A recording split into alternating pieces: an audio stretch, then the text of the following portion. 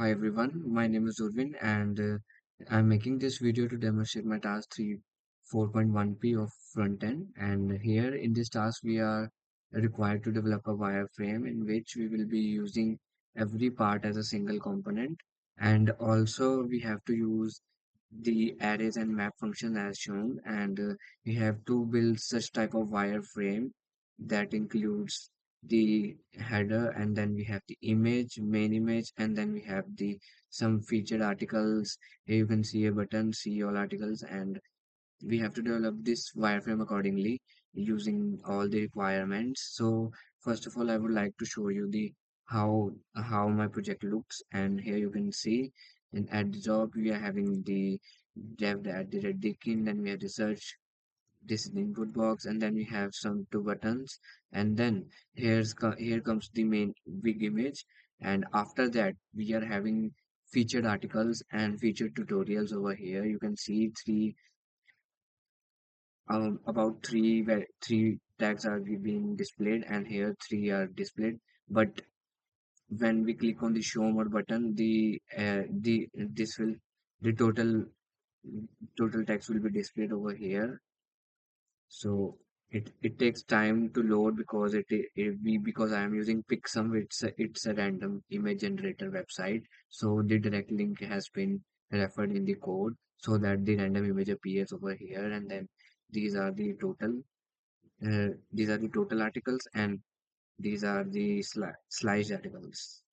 So here you can see they are feature tutorial. It is same as the featured articles, and you can see over here I have implemented this slice button as well,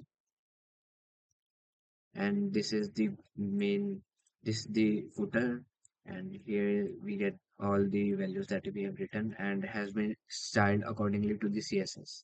So this is the whole page that it looks like.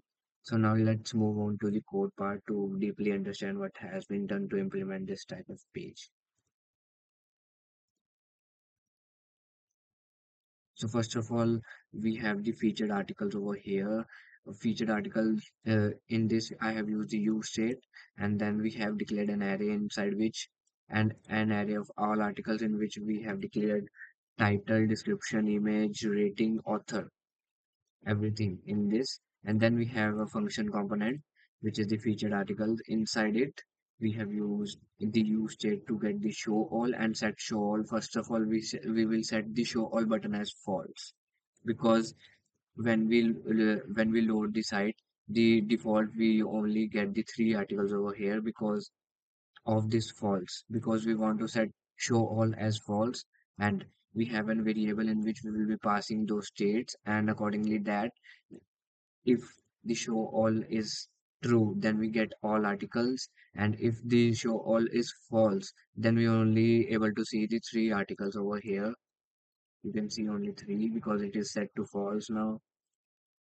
And then we have return type. Here we have added some inline CSS, and then we have the h2 tag over here will display this. And then comes the most important part of this whole task is the map function, as this is the array, and now I'm going to discuss about the map function and how it is used. So first of all, we have that articles to show that variable that we have declared above have we have used the map function for it, and inside it we have we have the inline CSS again, and then we have the mapping. Mapping is like getting all the things in in an order. So we have got every part of the array into into order of map. So here you can see we have an image, then the respective art title will be displayed, then the respective description will be displayed, and then we have the same for the art rating as well as for the author. Like map function is used to get to map all these three, all these five things inside the array. So that is how the map function is used to get everything in order. So you can see over here the map function has mapped this one, and then this one, and then this one, and if this button is clicked and the set show state is true, then we get this, and these are also in the order. So that is why the dot map function is really necessary. And then at last we have a show button. A show button, that is this one. So in this, first of all, I have set the we have used the on click, in which I have used the set show all, and here I have used the inline CSS, get the radius, and have some padding, and also given some margin to match the wireframe loops. And then I have exported this feature. So this one was for the featured articles, and similarly, as you can see, the featured articles and featured tutorials are same. So both have the same code, but just difference in these values. The rest of the part is literally same. So you can see we have the array, then we have the set show all then we have the function, featured tutorials, function component, and inside it we have the set show all, and the first state is the false. Then we have the slice function to slice those accordingly to when the button is clicked. And then we have the same map function over here to map all the things for each card, because these are cards. We have 5 cards, so in this every card has a map, has been mapped accordingly. So here we each card has image to title, description, rating, and the author. So this was the whole code, and then we have the same show button here, which on click calls the set show all state, and then the state changes, and accordingly we have used the inline, and then we have exported it to the r app.jsx. So this was same as featured article. So let's move on to the footer. It's basically just a type of implementation in which I have declared uh, such things, and then I have applied the CSS. It's not that much complex, so we have just written the things in the h4 tags and in the paragraph tags according to get the text alignment and the text size, and hence these are the background color, and then we have the color which we have used, and we have the padding, and we have the justify content space around because we want the space to be round and want to look a little neat and clean rather than tidy, so we have used this. So this was the whole, and then we have declared this dict dev, and the text line is this, and we have aligned that in the center and margin at 20 pixels from the top. We have the 20 pixel this margin over here, then we have this at the center. So this was the footer, and now comes to the main image. So you can see this big image, all the images are being fetched from the Pixum because it's a random website for image generation, random image generation.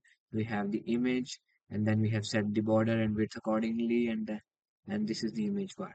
So let's move on to the nav bar now. This is the nav bar all. So in this nav bar, I have declared the justify content space between, because we want the space over here. You can see there is space. So we have declared the dev at the red deck in, then we have an input box, then at the right margin because we want the buttons to be at the right, and hence we have the buttons accordingly, post button and login button, and then we have one more part over here. This is this is the sign up for a daily insider. So here again there is an input box, and then we have the subscribe button. So this is the simple code for that. We have using inline CSS, and then we have the input box, then we have the subscribe button, and for some of the other effects that I have added later on that are being carried by our external CSS, like the hover effect over here. You can see hover effect over here, and some possible alignments done using the index.css. You can see over here. I've used the margin and padding accordingly. This star is an universal class that is applied to all the elements present over here. And then we have the body tag, and inside navbar we have the same things. And then we have the image, and we have set the height and accordingly to fit a page. So we have a little border radius as well. You can see over here. It's all possible due to CSS, and this is our whole task. So thank you for watching.